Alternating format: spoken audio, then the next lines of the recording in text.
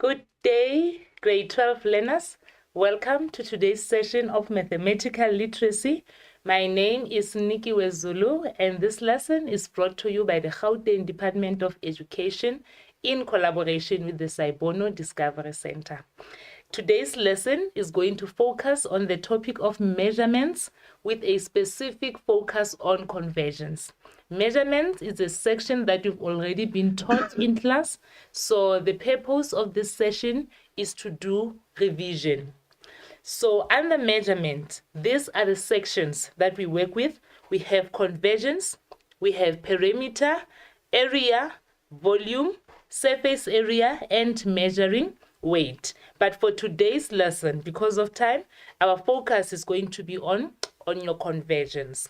Now, these are the objectives for this lesson. By the end of this lesson, you should be able to define the terminology that is involved in conversions. You should be able to convert the different units of measurements.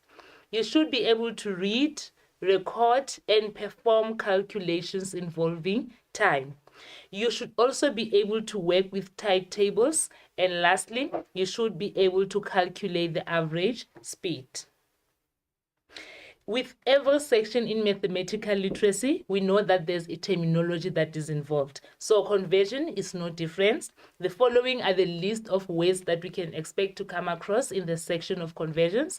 And remember, your terminology is also examinable. So you make sure as you are preparing for your exams, you also study your terminology and you make sure that you understand them. When we talk about conversion, what are we referring to?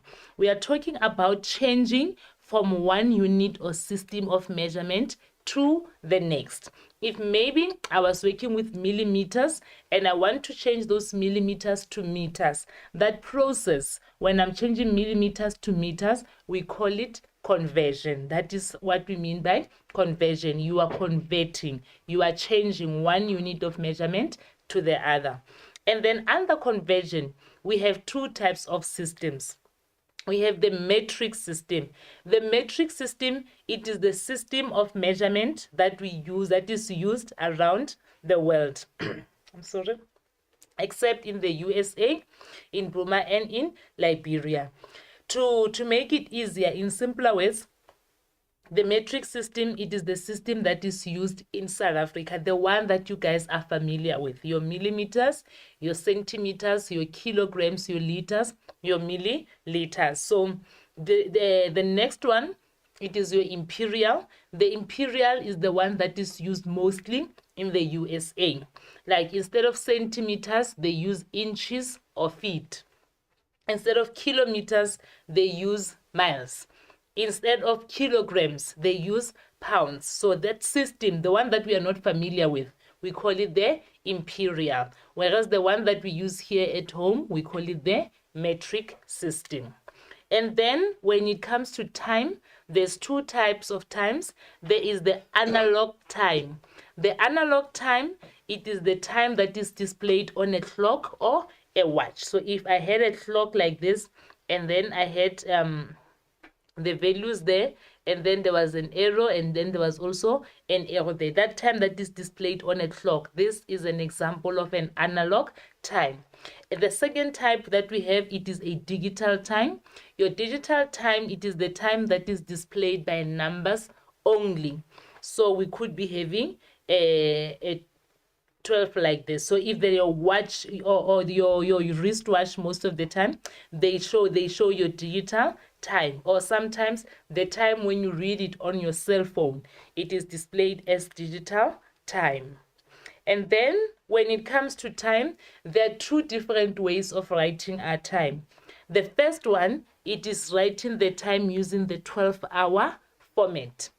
How do you write the 12-hour format? It is when the 24 hours in a day are broken up into 12 hours before noon and 12 hours after noon. That is where we use the words AM and PM. For example, if you are talking about 6 o'clock in the morning, 6 o'clock in the morning would be 6 a.m. The AM means what? It means before noon. Whereas if you want 6 o'clock in the afternoon, it will be 06 and then it will be PM. So this the AM and the PM. It indicates to you that is it in the morning or is it in the afternoon. Now, after the 12-hour format, we also have what we call the 24-hour format. With the 24-hour format, the 24 hours is not broken down into 12 hours before and afternoon. We write the values from 0 right up to 23. So an example, if I have 3 o'clock in the morning, it will just be 03, like that. There's no AM, there's no PM. But if we want 3 o'clock in the afternoon, then it is going to be 3 o'clock is going to be 1500. Then you know that, oh, this means that 15, it means now it is in the afternoon. The key here is that for every value that you have, you just plus by 12, and then it will give you the afternoon format. If maybe let's say 6 o'clock in the morning, if it was 6 in the morning, to get the afternoon time, you just plus by what? By 12. It will give you what? It will give you 1800, which is true because in the morning it's 6 o'clock, but in the afternoon it is 1800. The last example, if you were talking about 11 in the morning, it is 11. But now if you want the afternoon, you will just say plus 12, and then it will give you what? 2300, meaning in the evening it is now 2300. So this one, where you are able to write as 2300, the 1800, the 1500, this one is called the 24-hour format. And then when we talk about conversions, the beginning of conversions, the basic, the foundation, that is the metric system. Remember I said the metric system is the system that we use here at home. Don't confuse the metric and the imperial. The imperial is the one that is used mostly in the USA, but here at home we use the metric system. So under metric system, the first conversion that we use there, it is the unit of length that we must convert. We must convert the units of length. And that is where now your teachers have taught you that King Henry died miserable death called measles.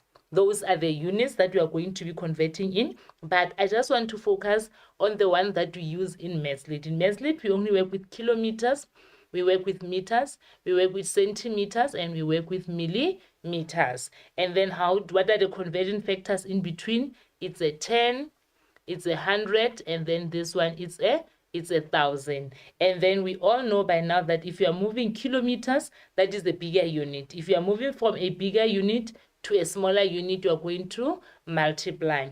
Whereas if you are moving from a smaller unit to a bigger unit, you are going to divide always.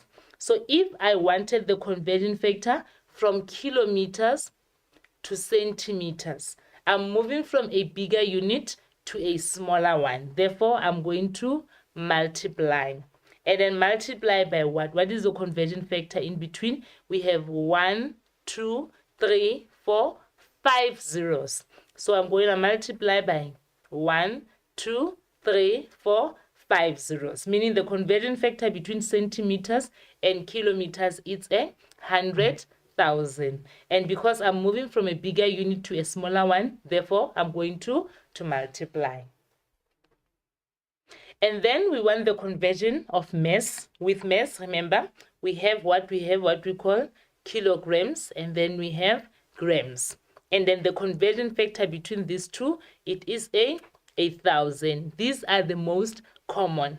But sometimes the examiner can take it further and ask you about the milligrams, and there's nothing wrong with that. What you must know is that the conversion factor between the grams and the milligrams it's also 1,000.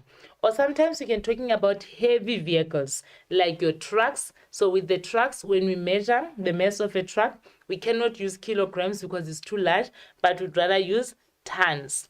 And what you must know again, the conversion factor between tons and kilograms is also 1,000. But the most important one, the most common one, it is the conversion factor between kilograms and grams. And the same principle applies that if you are moving from a bigger unit to a smaller one, you multiply. when you move from a smaller unit to a bigger one, you divide. That is the same principle that we apply across. The next system is the conversion between the system of volume, or rather of capacity. And then here we are talking about our liters and our milliliters. And the conversion factor between liters and milliliters that you must know is that it is 1,000. That is the conversion factor between liters and milliliters. But sometimes you might be expected to convert between liters and kiloliters. Like when you are working with the section of the tariff systems, you are required to convert between kiloliters and liters. And again here, the conversion factor is 1,000. Again, guys, same principle. When you move from a bigger unit to a smaller unit, you multiply. From a smaller unit to a bigger unit, you are going to divide. So every time we apply the same principle, nothing is changing.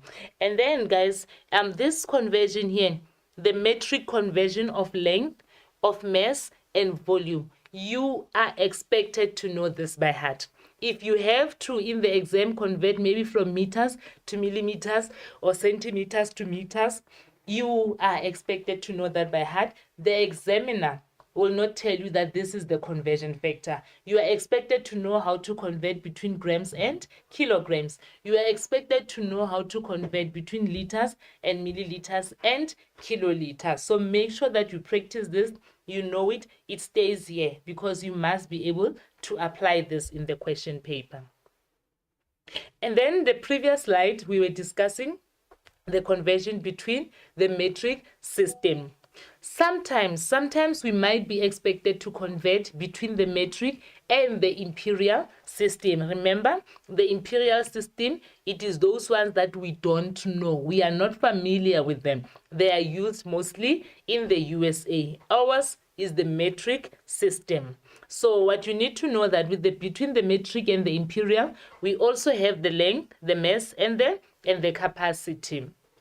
Now, with length, we have the conversion factor between inches and centimeters, whereby 1 inch is equivalent to 2,5 centimeters. But I don't want you to panic, because you are not expected to know this by heart. If ever you have to perform conversions between metric and imperial, you will always be given the conversion factor. It will be stated in the question that if 1 inch is equals to 2,5 centimeters. So you don't have to memorize anything on this table. If you need to use it, it will be given to you. And then we have 1 foot there. 1 foot is equals to 30 centimeters. Sometimes we can be given the conversion in meters.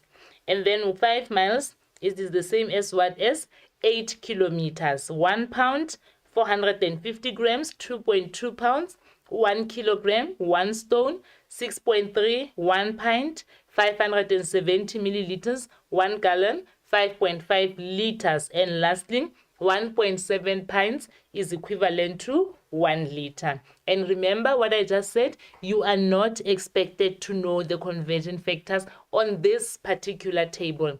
If ever you have to use it, it will be provided to you that if 1 inch equals to so many centimeters, or if 2 is equivalent to so many kilograms. So the conversion factors will always be provided to you. The next one, it is the cooking conversions. With the cooking conversions, guys, again, these are the ones that you will find when you are working with recipes. Maybe they say someone is baking scones, or they're baking a cake, or they are cooking a stew or whatever. And then they give you the ingredients of the recipe and the measurements of how you should measure the items that you are going to use. So from that question, there will be the teaspoons, there will be tablespoons, there will be cups. So 1 teaspoon is equivalent to 5 milliliters. 1 tablespoon is equivalent to 15 milliliters. 1 cup is equivalent to 250 milliliters. Guys, again, this table, you do not have to memorize it. If ever there's a need for you to convert teaspoons or tablespoons or cups to milliliters, the conversion factor will be given that if 1 tablespoon equals to 15 milliliters. So we will do this, we'll apply this into the normal exam questions so that you can see how we answer these questions. Next up, I am going to do time, but time, it wants you to be fresh and revived. So I'm going to give you this moment to quickly go and grab a glass of water, and I'll be back with you in a minute.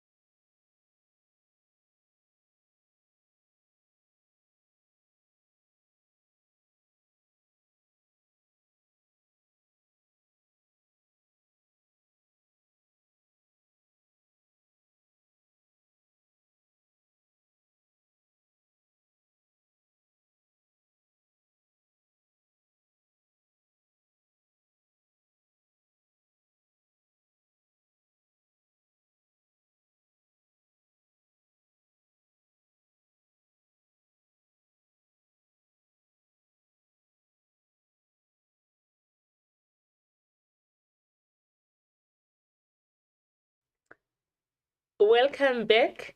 Yeah, we were just doing our conversions, our metric and imperial conversions, and then also doing the cooking conversions. Remember what I said before the break was that with the cooking conversions, you do not need to memorize them. If ever you have to use them in the exam, the conversion factor will be provided. And then also with the conversion between metric and imperial, the conversion factors will always be provided if ever you have to use them. Now we are moving over to something more interesting, the conversion of time and temperature. But first, let's look at the temperature. Remember, I said we are working with metric and imperial. With temperature, that is also the case. There is the metric unit that we are using in South Africa for temperature, which is the degrees Celsius. And then if you go to places like the USA, they don't use degrees Celsius there, but rather they use the degrees Fahrenheit. And we see that with the symbol F. So with calculating temperature, or rather converting temperature, again, you do not have to memorize anything because the formula will always be provided to you. The first formula that you see here, it is the formula that you will use if you were given a temperature in degrees Fahrenheit, and then you are expected to convert that to degrees Celsius. Then you will use this temperature to say degrees Celsius is equals to the formula as it is given there. But sometimes you are given your temperature in degrees Celsius and you are expected to convert it to degrees Fahrenheit. So if that is the case, then you will use this formula for you to calculate the degrees Fahrenheit. Sometimes, guys, you might be given this temperature, the first one, of degrees Celsius, but the question wants you to calculate then the degrees Fahrenheit. So in this case, you must be able to play around the formula to make the F the subject of the formula. And in other instances, you can be given this formula, the second one, whereas they want you to calculate the degrees Celsius and they've given you the degrees Fahrenheit. So you must know how to play around with these formulas. Now, the time conversions, reading time values on a clock or a watch. Remember, I said there are two formats when you are writing a time. I mean, there are two types of time. We have the digital and then we have the analog. And I said the digital, it is this one that is showing the numbers, whereas the analog, it is the one that is displayed on a clock. So this type of questions, they like it in the exam. You must know that this one that is displayed on the clock, this is your analog. Whereas the one that is showing numbers, this is your digital time. And then again, there are two ways in which we can write time. We can write time using the 12-hour format or the 24-hour format. Remember, with the 12-hour format, we use the AMs and the PMs to differentiate with what time of the day it is. So the bottom part, it is the 12-hour format. So it means this card that is the color purple, it is 12 a.m., 1 a.m., 2 a.m., 3 a.m. This is the morning. And then as the day goes, 7 a.m., 11 a.m., right at 12. That's why we always say 12 it's midday. It's right in the middle of the day. So this is 12 midday. Whereas this one is 12 midnight, right in the middle of the night. So this is 12 midday. After 12, it starts from scratch. It is 1. But now it's no longer 1 a.m., but rather it is 1 p.m. And then 2 p.m., 3 p.m. This is how you then differentiate that, oh, it was in the morning and now it is in the afternoon. And then on top, the top part there, it is the 24-hour format. And with the 24-hour format, remember I said in the morning from the AMs, it is the normal numbers. Your 0, when it's 0, 0, it means it is 12 in the morning, or rather 12 midnight. Right, that is when it's at 0, 0. And then we have 1 in the morning, 2 in the morning, 3, 10, 11 in the morning. And then as soon as it hits 12 midday, then the values, they continue counting. We don't start from scratch to say 1. Now it's 13, 14, 15, 16, 17, up to 20, 23. And when it hits 12 o'clock, it doesn't say 24:00. We don't have 24:00, but it goes back to 00. So these are the two different ways in which we can write our time, the two different formats of writing time. And then when we convert time, guys, you are also expected to know how to convert from seconds to minutes to hours, days, weeks, months, and years. So I'm gonna start with just writing this information. Let's remind each other. A year, it has how many months? It has 12 months, which is approximately how many weeks? It is about 54 weeks. And then a week has how many days? A week has 7 days. And then one day has how many hours? One day has 24 hours. And then 1 hour, it has how many minutes? 1 hour has 60 minutes. And then 1 minute, it has how many seconds? After seconds, 1 minute is got 60 seconds. So all this, guys, you are expected to know this by heart. It is general knowledge. Knowing your time, knowing from minutes to seconds, hours, days, weeks, you are expected because you will be asked questions. And very importantly, please make sure that you know your months. Like which month has 30 days, which month has 31 days, which one month has 28 days, which month has 29 days. And when they talk about a leap year, what is it that they are referring to? So make sure that as you are preparing, you also prepare those stuff as well. And then the last part of conversion, it is converting between speed, distance, and time. This one, the most common formula that we know that speed equals to distance over time. Are we okay? But then sometimes in the exam, you will not be asked to calculate speed. You'll be asked to calculate time, but they give you this formula. And if that is the case, whereby you have to calculate time, then this formula, it is not working for you. You must come up with a formula that will allow you to calculate time. And in Mathslit, we use what we call the DSTV formula. How does it work? It is the DSTV. The V is facing down.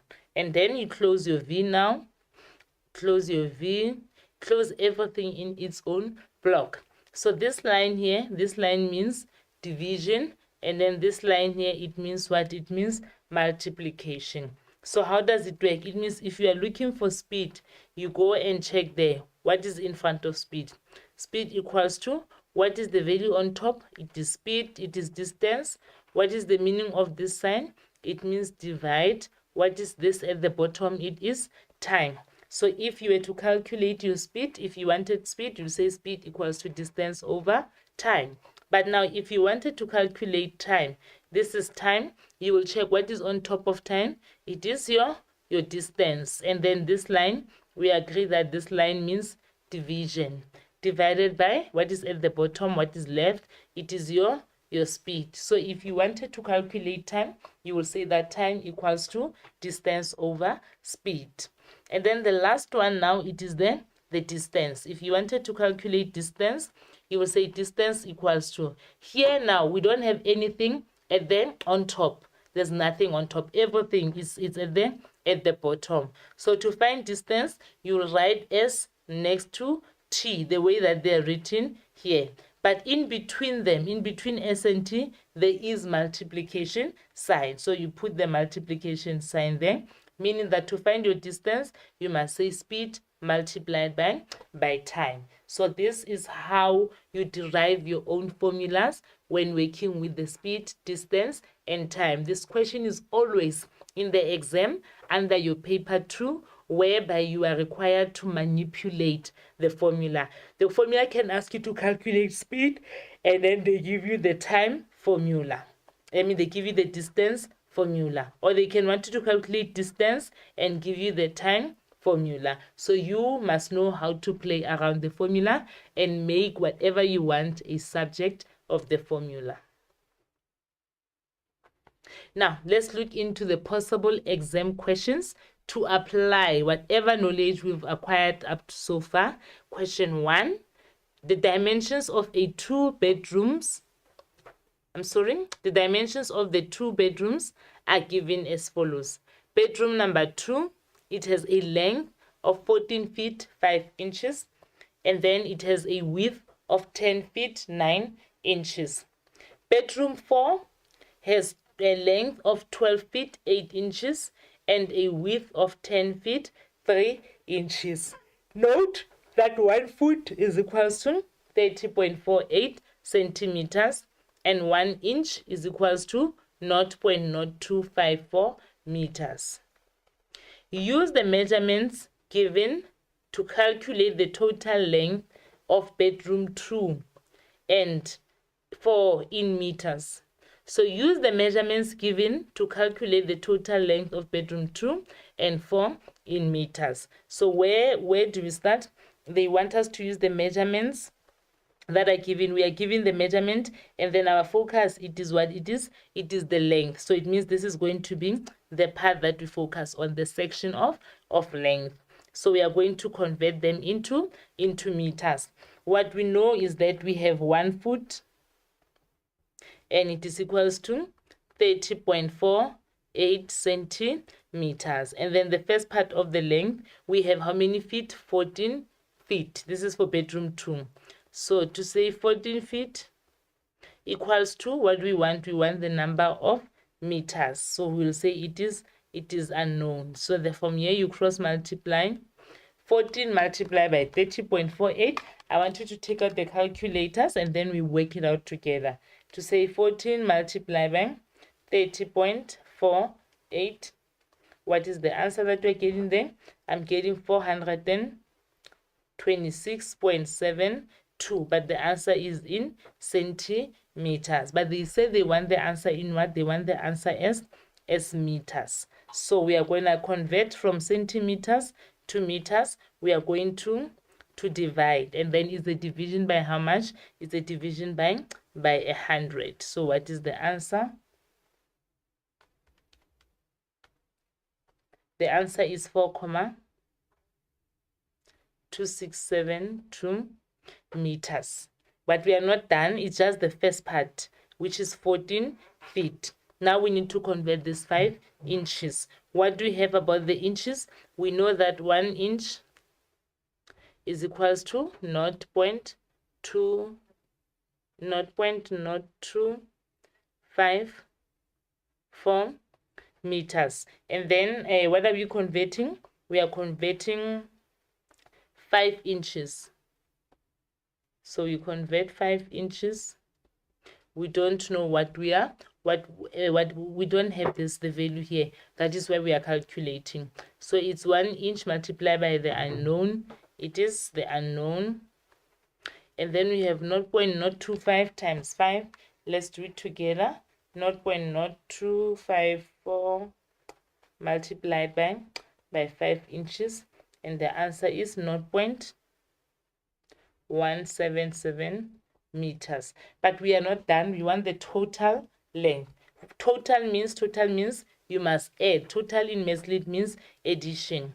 So we have 0.177 meters plus 4.2672. So punch in on your calculator with me. 4.2674. The answer, the final answer there, it is 4.4443 meters. This is the final length, the final total length of bedroom 2. I am not going to do the final total length of bedroom 4. I don't have enough space. I want you guys to do this one, to try it on your own, to see whether you understand or not.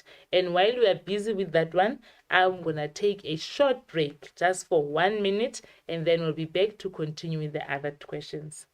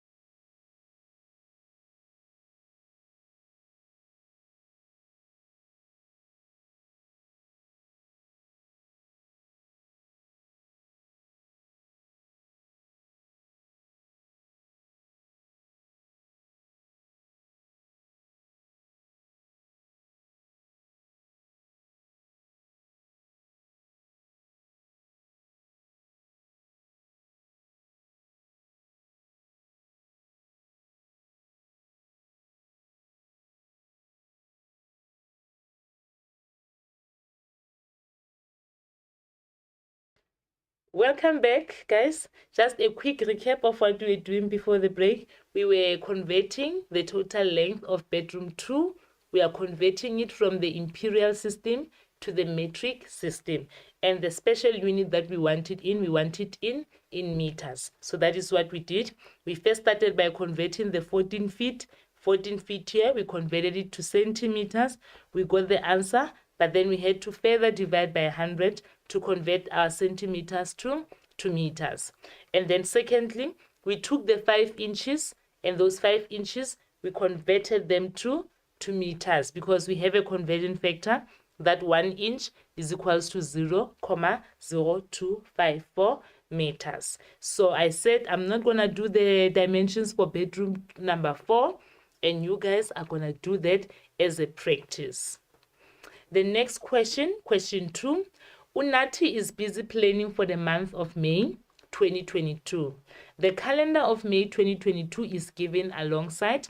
So here is our calendar. Let's read it. Let's understand it. Our calendar, it starts on the 1st of May. And then it says there that 1st of May, it says it is Workers' Day. Guys, by now, you should know that Workers' Day is a public holiday. Normally, they call it May Day, but that is a public holiday. And if you look at Tuesday, Tuesday is also written public holiday, but it is not specified the type of holiday. So I'm sorry, Monday, not Tuesday. So this Monday, it becomes a public holiday because the public holiday was on a Sunday, the 1st of May, the Workers' Day. So we know that in South Africa, if a public holiday is on a Sunday, then Monday automatically becomes a public holiday. So that is what is happening on this calendar. And if you check on the 8th of May, it is Mother's Day. And then on the 9th, she has netball match.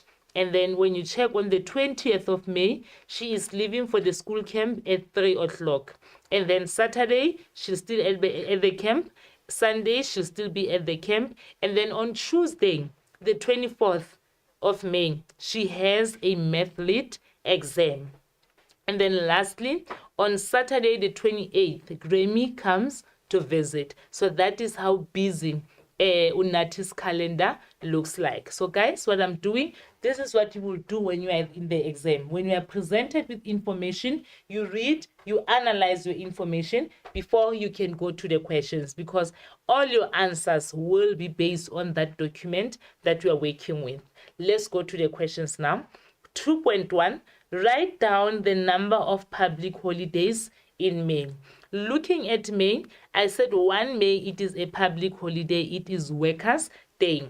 But because Workers' Day was on a Sunday, then Monday automatically became a public holiday. Meaning, how many public holidays did we have for May 2022? We had 2 public holidays,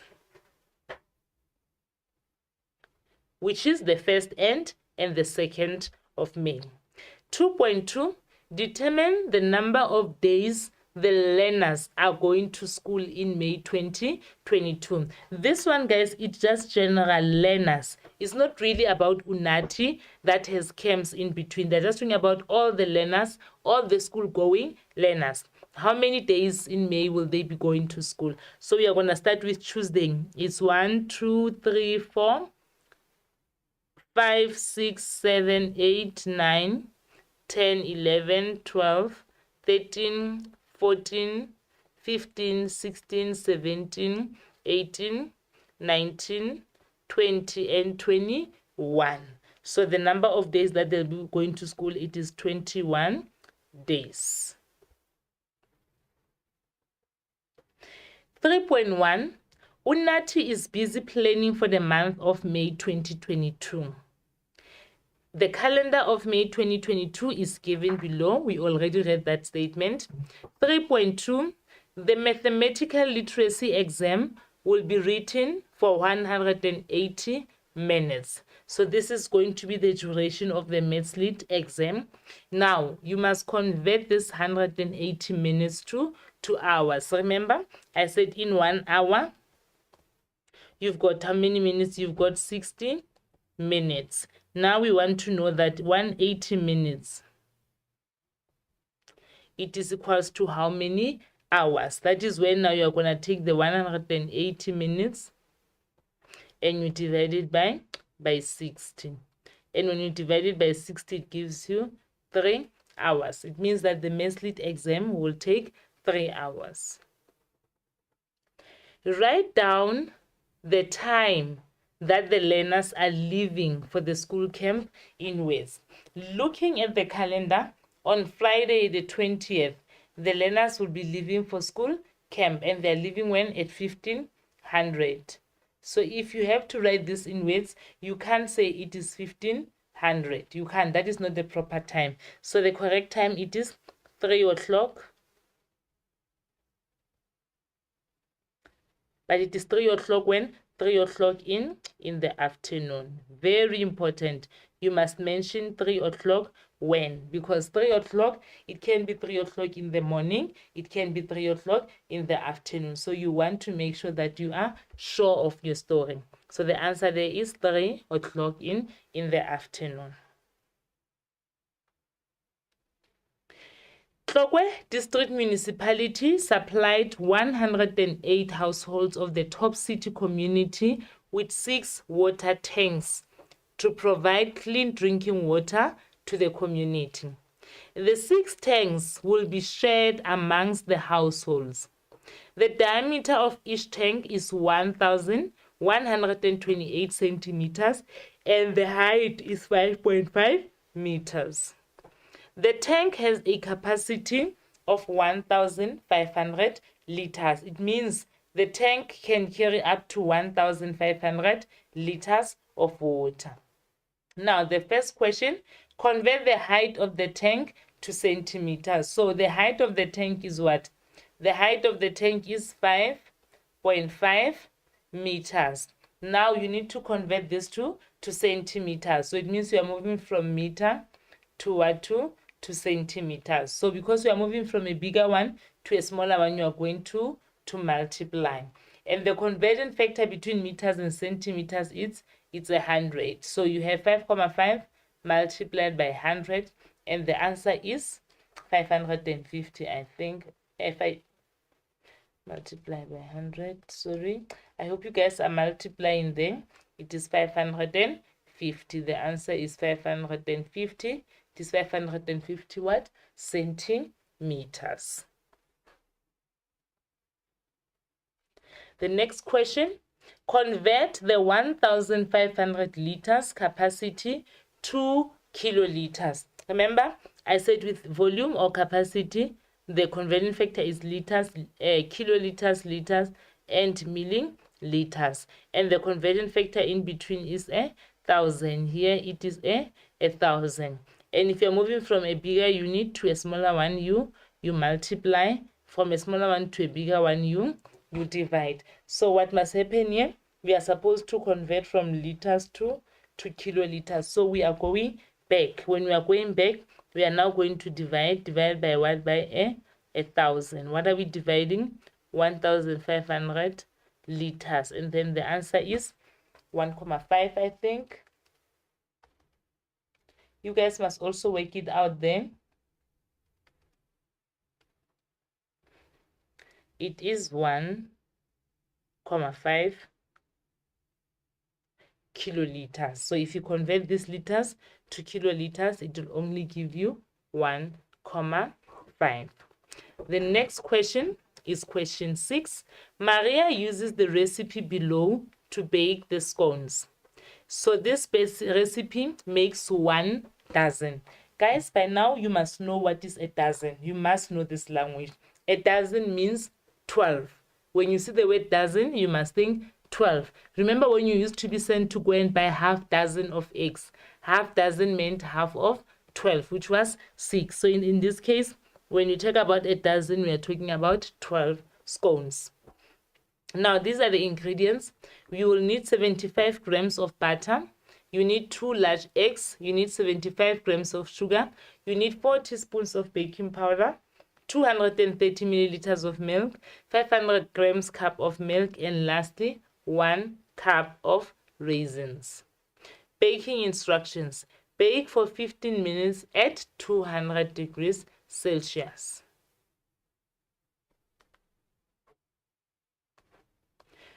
Maria uses the recipe alongside to make scones. We've already analyzed the recipe.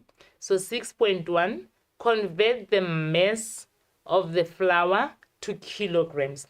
So we've got the mass of our flour there.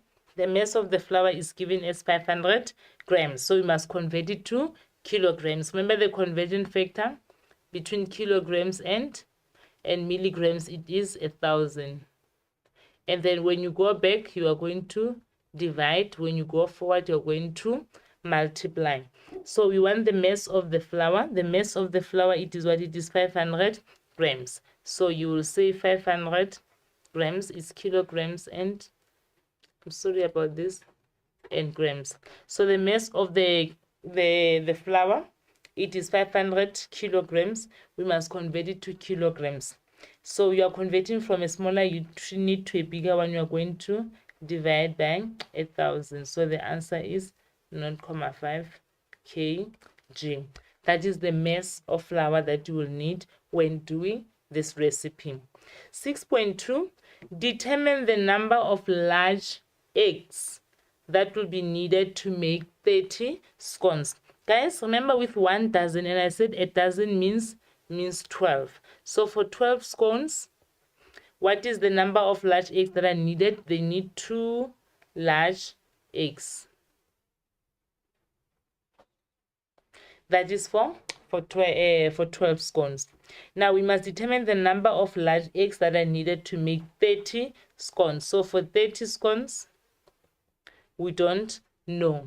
So from here, we are going to do cross multiply to say 30 scones multiply by 2 divided by 12.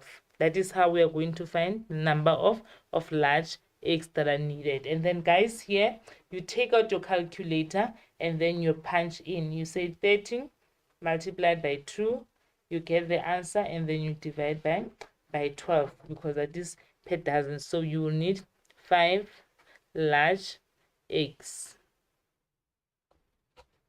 I hope you are still following and you are enjoying the lesson. And then 6.3, the scones were placed in the oven to bake at 4:10. Write down in words the time the scones were placed in the oven. So when you write this word, when you say it this time, when you say it properly, correctly, you will say 10 minutes after 2. After 2 when? In the afternoon, because it's in 14, right? In the afternoon. Always remember to indicate if it's in the afternoon or if it's this before noon. Calculate how many full dozen. Remember, a dozen is 12. Calculate how many full dozen scones can be made with 500 grams of butter. Remember, 1 dozen. For 1 dozen, how much butter do you need? You need 75 grams. 75 grams of butter. Calculate how many full dozens of scones can be made with 500 grams butter. So now if you have 500 grams of butter, then how many eggs are you going to need to make a full dozen? So we want to know how many full dozens. So 1 dozen is 75 grams, and then we want to know. So what we are going to do here, we are going to cross multiply. Then it will be 1 multiplied by 500 grams, and then divided by what? By the 75 grams. And then you punch this in your calculator, guys. You say 500 grams divided by 75 grams, and the answer that we are getting there, you get 6,666, let's say 7, and then we've rounded. Now this is very, very important. We wanted to know how many full dozens. So if you are having 6, something, that is not the answer. We want full answers. We want whole numbers. So if it is 6,66, it means there's actually 6 dozens. 6 dozens that are full. Because the 7th one, if you look at this, because it's not 6, the 7th one will not be full. It means the 7th tray will have about 8 scones, but not a full 12 that is wanted. So with 500 grams of butter, you can only be able to make 6 full dozens. I hope it makes sense. Here is a challenge question for you to try quickly. A sick child, Lihle, has a temperature of 100.76 degrees Fahrenheit. A temperature above 40 degrees Celsius is deemed serious and the child must go to hospital. Determine if Lihle's temperature in degrees Celsius will lead her to the hospital or if it can be managed at home. You may use the formula degrees Fahrenheit equals to 1.8 multiplied by degrees Celsius plus 32. So we have a child that is sick here, that is a temperature in degrees Fahrenheit. So we want to calculate this child temperature in what? In degrees Celsius, so that we can check whether this child's temperature is above or less 40 degrees Celsius, so that we can know if we should rush her to the hospital or it is something that we can manage from home. This is a quick challenge, girls and boys. I'm going to give you exactly 2 minutes to try it on your own, and then from there, we will come and do it together.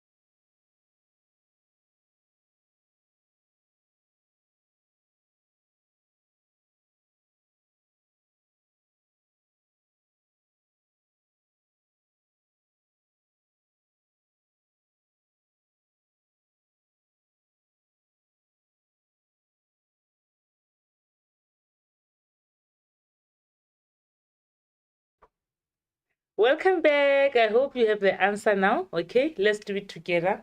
Let's see if you guys got it. So here is the information. I told you before we went for an ad break that Lihle has a temperature of 100.76 degrees Fahrenheit. Now, because we are in SA, we know that in SA, any temperature above 40 degrees, it calls for immediate attention. It means the child is sick and they must be attended to. So now we need to know whether Lihle is really that sick or her temperature is normal, is something that we can manage from home. So we are given this formula.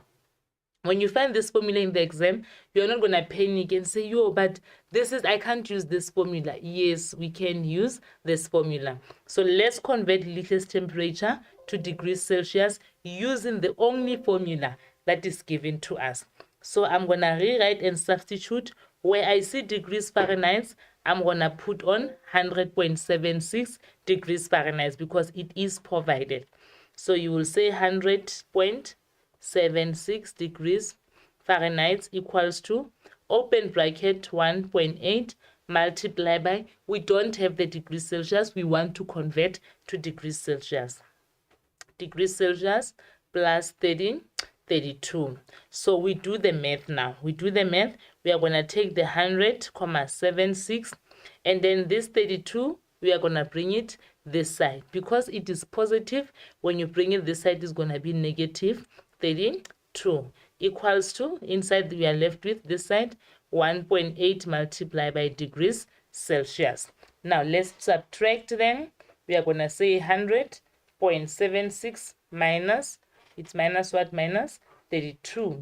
And then the answer is 68.76, which is equals to 1.8 multiplied by degrees Celsius. Remember, here we are looking for the degrees Celsius only. So the only thing that is standing between us and getting our degrees Celsius, it is this 1.8. So how do we get rid of the 1.8?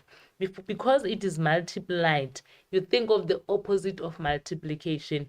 The opposite of multiplication is division. So you are going to divide by what? By 1.8.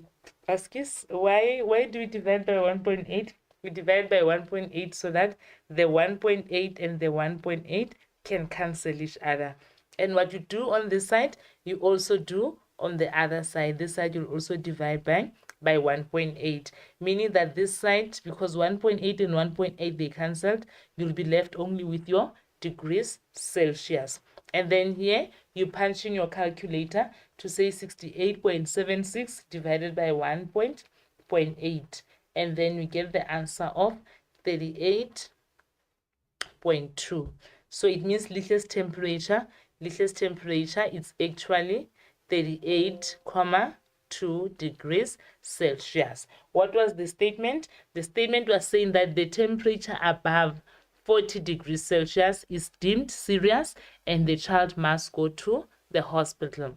Now, we found that Lich's temperature is actually 38.2. So, this is the temperature that can actually be managed at home. You say, therefore, the temperature can be managed at home. There's no need to call for an ambulance. Can be managed from home. That's it. That is how you answer this question. I hope you got it right as you're marking yourselves. The next question is about the tide tables.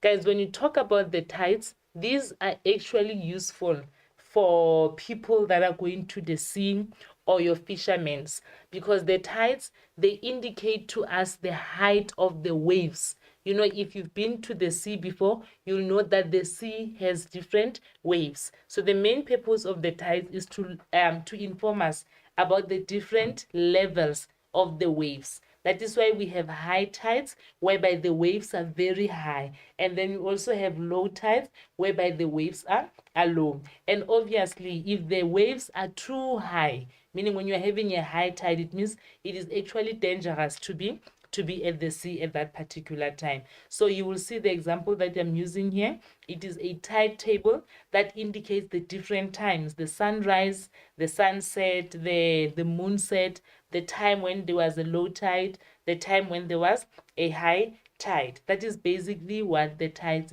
is all about. So here they're saying fishermen, surfers, and the scuba divers all keep a close eye on the tides of the ocean. And for these reasons that I've explained, that if the ocean, if the waves are too high, then the sea or the ocean is dangerous for people. Study the tide timetable below and answer the following question. So this was for Monday, the 8th of December. If you look at the time, 4:32 a.m., what was happening at 4:32 a.m.? We had a high tide. And what was the high tide? It was 1.89 meters. That was very long. Yo, this is very, very long. So we had a high tide of 1.89 meters at 4:32 a.m. Luckily, most people are still sleeping at that particular time. And then at 4:47 a.m., there was a sunrise. The sun was rising. And then at 6:28 a.m., the moon from last night was setting. You know, when the sun rises, the moon is setting. It's like they go in that direction. And then at 10:35 a.m. on the same day, there was a low tide. And the height of that low tide, it was 0.35 meters. And then at 4:42 p.m., there was another tide. And this one was the longest. It was longer than the one in the morning. It was 1.93 meters. And then at 6:47, that is the time when the sun set. And then 8:23, when the sun set, the moon is rising. Remember, in the morning, the moon sets, the sun rises. Now it's in the afternoon, the sun sets, the moon rises. So the moon rose at 8:23 p.m. And then lastly, for the day, there was the last tide of the day, which was a low tide that took place at 10:55 p.m. And then the height of the low tide was 0.27 meters. I hope you understand this table. Remember what I said, that we are given a table. It is information. And we are going to be asked questions based on this table. And all the questions, all the answers that we want, we are going to find them in this table. Question 8.1. How many low tides and high tides are there in a day? So if you look, let's start with the high tides. I have one high tide At 4:32, I have another high tide there. And then the low tide, I have 1, I have 2. So the answer is simple. There's 2 high tide, and then there is 2 low tide. That is the answer. Simple, straightforward. The information is on the table.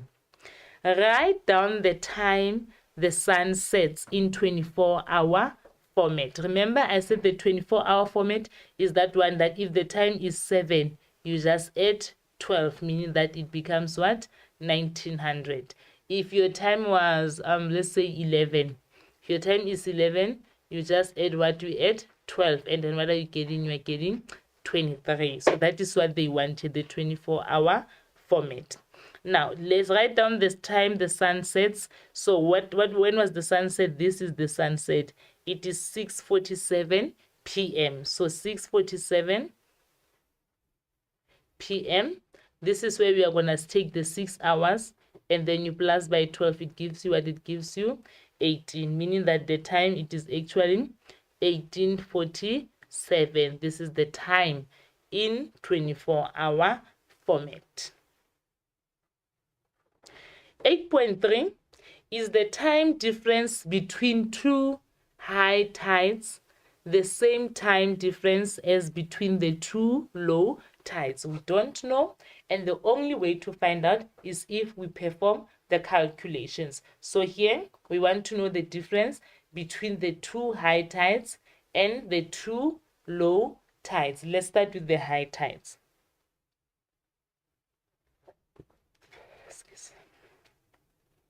The high tide, it happened at 14:42. The first one, it happened at 4:32. And then the next one, it happened at 4:42 p.m. 4:42 p.m. So with the low tides,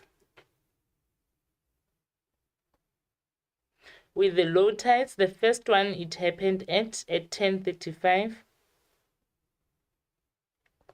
And then the next one, it happened, the first one, it was happening at 10:55. The next one, 10:55. So if you wanted to know the difference, we will subtract the times.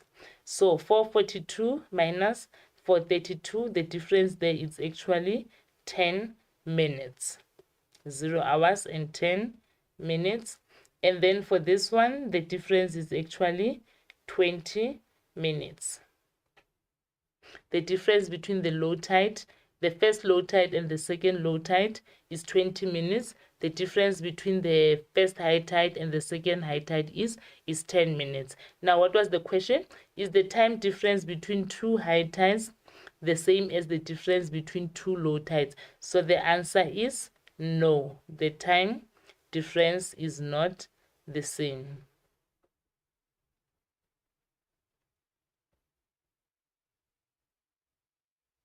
That is the answer. It is a no.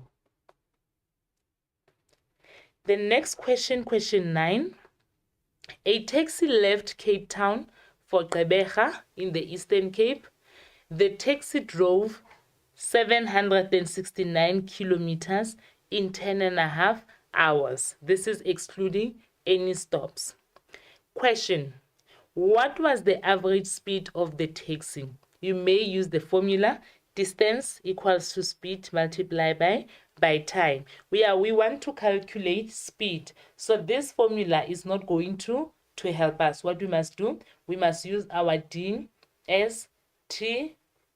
And what are we looking for? We are looking for speed. This is division, this is multiplication. And then for speed, we know that speed equals to distance over time. What is the distance that this person is traveling? Okay, let me write down my values. The distance is 769 kilometers. And then the time, it is 10.5 hours. Can I please convert this 10.5 hours to decimals? Because I always struggle to punch this on my calculator.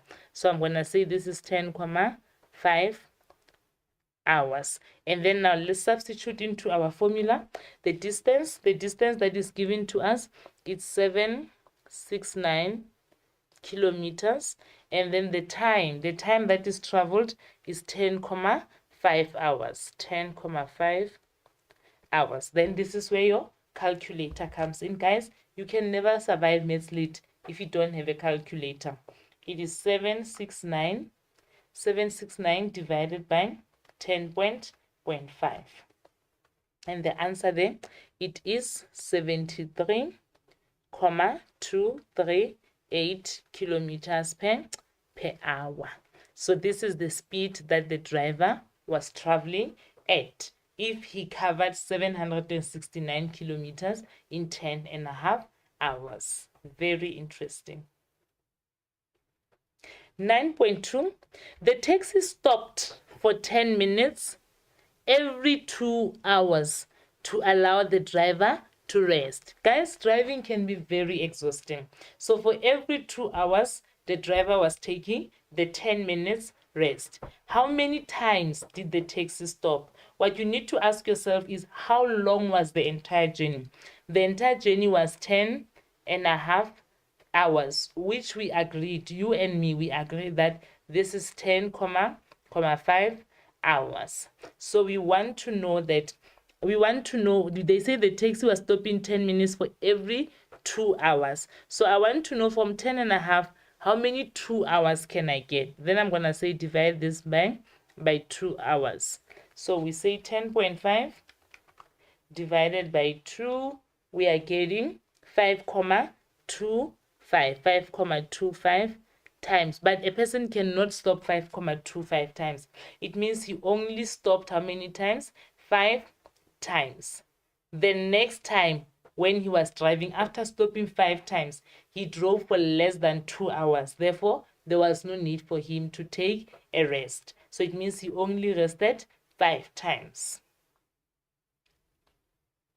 The taxi stopped for 10 minutes every 2 hours to allow the driver to rest.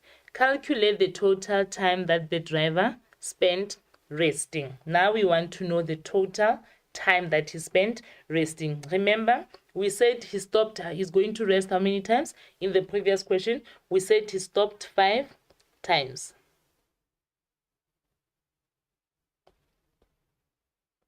So if you want to know the total time, we are going to say it means he had how many 10 minutes? He had 5 10 minutes. So it was 10 minutes plus 10 minutes plus 10 minutes plus 10 minutes plus it's 1 2 3 4 10 minutes. Or if you want, you can just say 10 minutes multiply by 5. It will give you the same answer. So it's 10, 20, 30, 40, 50. So in total, he spent 50 minutes resting.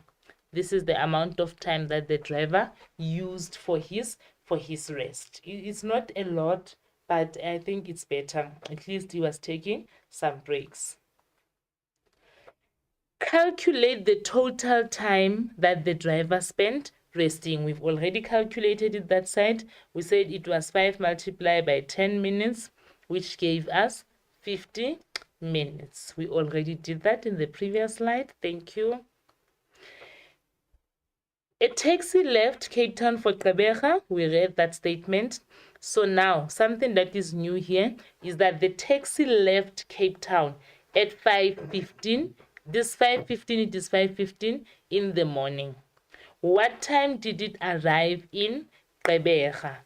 Remember, this person traveled for 10.5 hours. So you want to know how much did he arrive in Gqeberha. So if he, I'm sorry about that.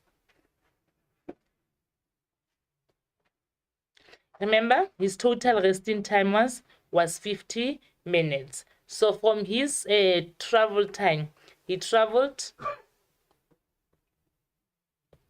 for 10.5 hours. So from this 10.5 hours, we must also add the resting time of 50 minutes. And then we want to know what was the total time for the journey. So I'm going to take it there to say 10,5 hours plus 50 minutes of resting. So I'm going to use my calculator for that. I'm going to say 10 hours time button, and then 0.5 half hour is 30 minutes, time button plus 0 hours and 50 minutes. So it means the total traveling time was actually 11 hours and 20 minutes. So if they left at 5:15 in the morning, what time did they arrive? Now we will say 05:15 plus 11 hours 20 minutes.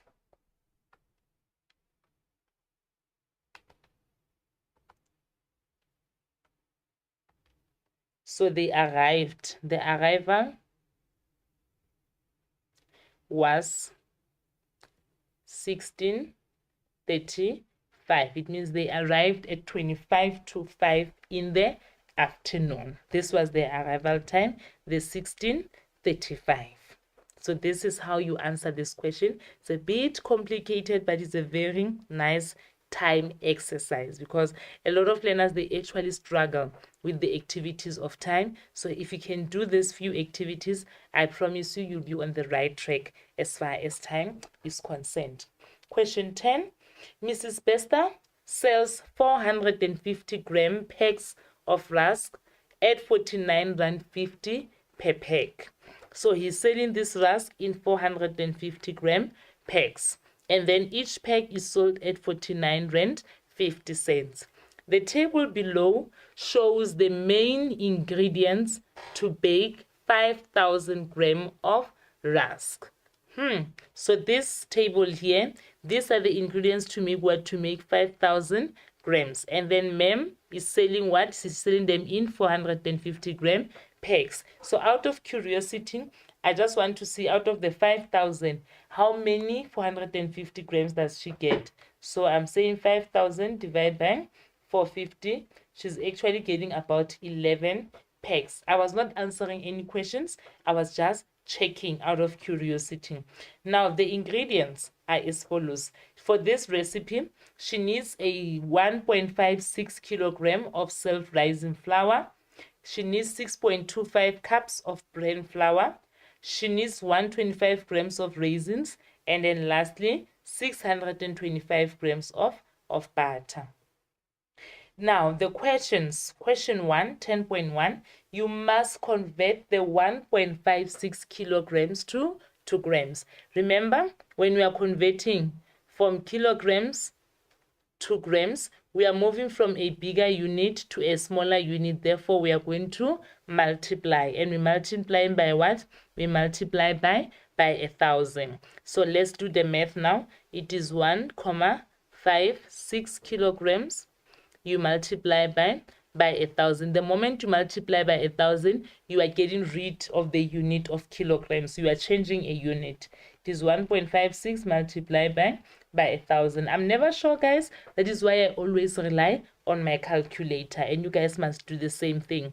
It is 1,560 grams. So your 1.56 kilograms, when you convert it to grams, it is 1,560.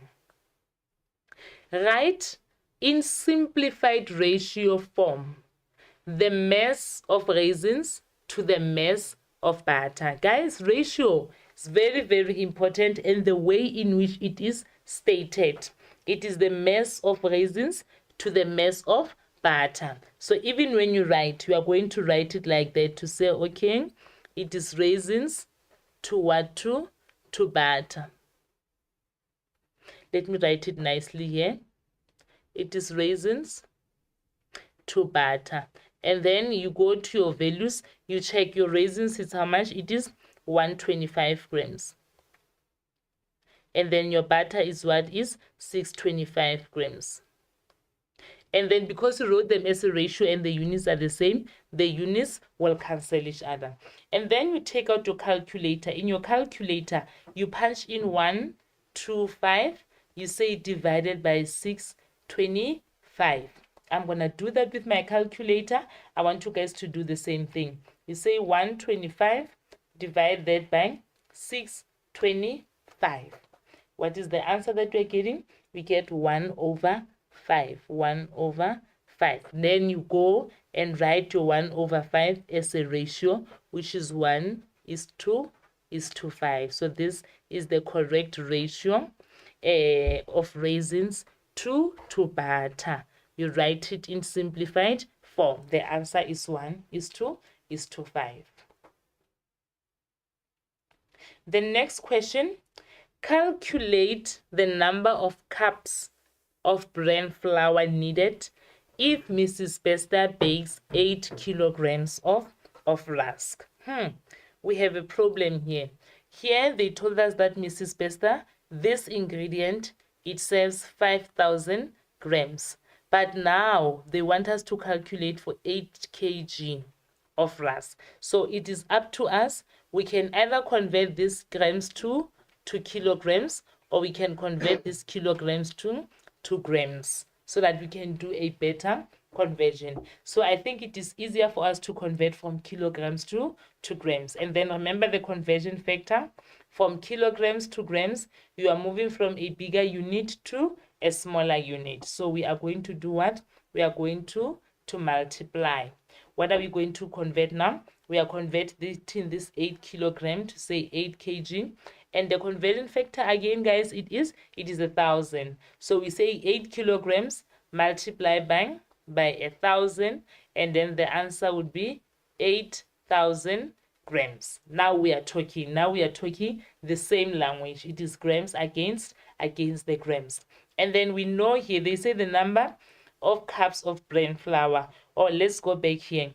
For 5,000 grams, how many cups of bran flour do we need? We need 6,25 cups. 6,25 cups. And then we want to know for 8,000 grams, how many do we need? So it is unknown. Let me just say how many cups. So I'm going to cross multiply. The answer would be 5,000 multiplied by cups equals to 8,000 multiplied by 6,25. So I'll say 6,25 multiplied by 8,000, which is equals to 6.25 multiplied by 8,000. The answer is 50,000. 50,000. And then here, to get rid of this, I want to be left with cups only. So I'm going to divide by 5,000. And when I do this side, I must also do on the other side. So the 5,000 and the 5,000, they cancel. Now I have cups. To say cups equals to 50,000 divided by 5,000, it is 10. So it means now for 8,000 grams, I will actually need 10 cups of bran flour. Let me write it nicely here. Therefore, we say in that form, for 8,000 grams, we will need how much? We will need 10 cups of bran flour. Guys, excuse the handwriting that is all over the place. I know it does look a bit untidy. And then 10.4, you must calculate the mass of the raisins that are needed to bake 450 gram pack of rusk. Again, the information that we are having here, we have we know that for our recipe it is 5. Let me try and create some space here. Excuse the untidiness. We know that for our recipe it is 5,000 grams rusk, and then you need how many raisins? You need 125 grams of raisins.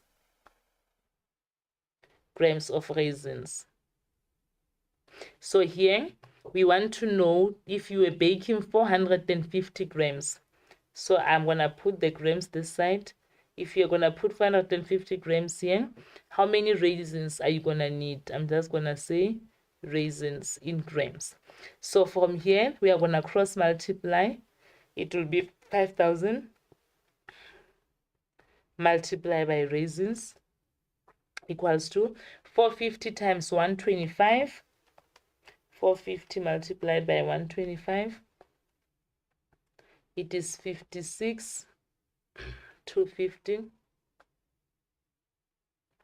And then, but we want the raisins, so we are going to have to divide. Let me find something to help me. Erase here. I need an eraser. Okay, guys, quickly do this calculation of 10.4. Find the answer for me. Just 30 seconds. I will be back with a clearer space. Then we can work it out together nicely.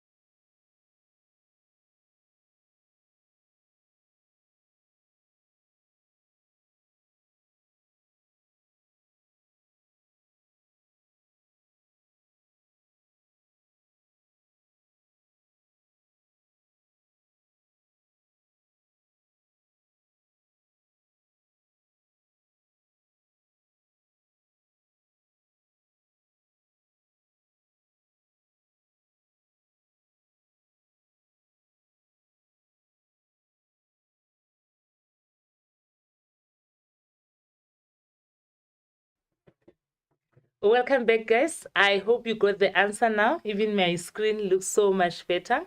Let's do 10.4 now. We're going to start it from scratch on a clean slate. They want us to calculate the mass of the raisins needed to bake 450 gram pack of rusk.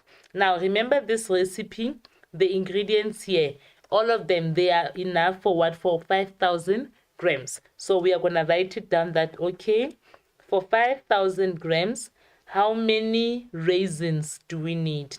We need what? We need 125 gram raisins. So it is 125 grams of raisins. But now the question wants us to determine for 450 grams. So I'm going to say for 450 grams of rusk, how many raisins do I need? How many grams of raisins do I need? So from here, we are going to cross multiply this multiplied by this and that multiplied by that. So it will be 5,000 multiplied by the raisins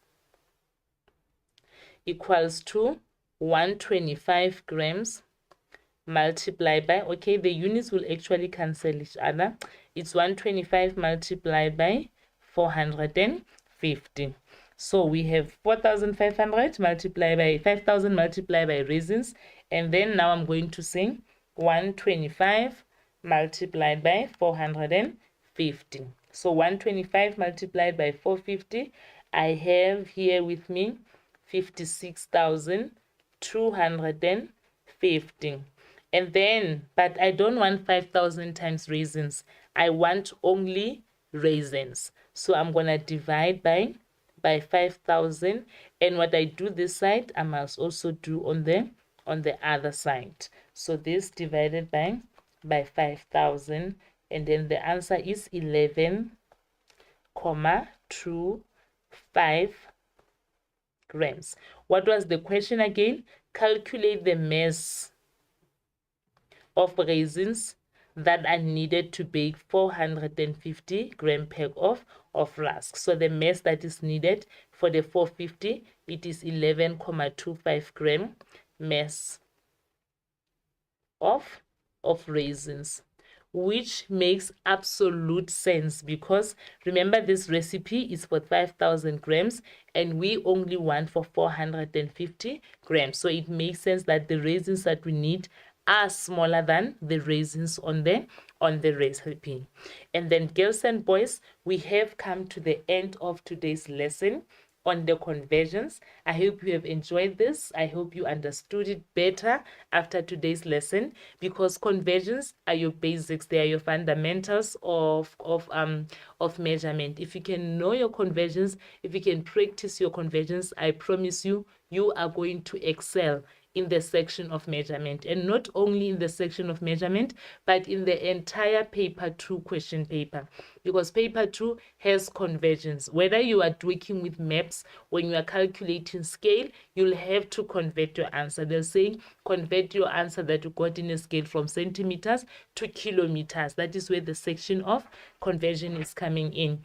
They can ask you to measure a distance using millimeters, and they say convert it to meters. That is where the conversion comes in. When you talk about measuring weight, your BMI and the growth charts, they can give you the mass of a person in grams and ask you to convert that mass from grams to kilograms. Again, also in BMI, they can give you the dimensions in imperial systems, the mass of a person in pounds. They can give you the height of a person in feet and ask you to convert those units from imperial to metric. That is where your knowledge of conversion comes in.